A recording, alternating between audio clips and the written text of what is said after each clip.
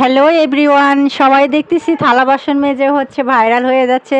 তাই আমি মনে করলাম যে আমিও থালা বাসন নিয়ে চলে আসি। তো আমরা তো হচ্ছে গ্রামের মানুষ, আমাদের বেসিন নাই, তো আমাদের হচ্ছে এটা আমরা বলি কলে পার। আর আমরা হচ্ছে ডাইরেক্ট মোটর দিয়ে কাজ করি। মানে যতবার আমরা হচ্ছে গোসল করি বা কাপড় কাচি ততবারই আমরা পানি তুলি। মানে আমাদের পানি একবারে টাটকা টাটকা, আমাদের হচ্ছে ট্যাঙ্কিতে জমানো পানি না।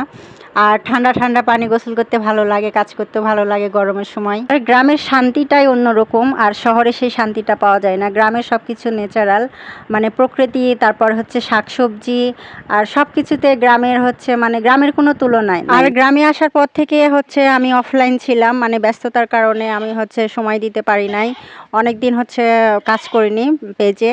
তো আবার চলে আসছি, এখন থেকে কন্টিনিউ করব। সবাই পাশে থাকবেন, ভালোবেসে আমিও সবার পাশে থাকবো। আর ভিডিওটা ভালো লাগলে অবশ্যই কমেন্টে জানাবেন।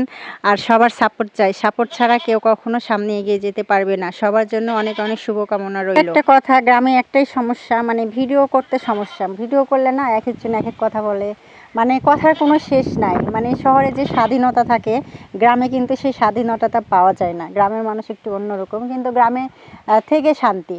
আর গ্রামের মানুষগুলাকে একটু আমার মানে অপছন্দ, কারণ একজনের গিবত আর একজন গায়, এগুলো আমার পছন্দ হয় না। এছাড়া আমার সবই ভালো লাগে। আপনাদের কাছে কেমন লাগে গ্রাম অবশ্যই কমেন্টে জানাবেন। ভালো থাকবেন, আল্লাহ হাফেজ।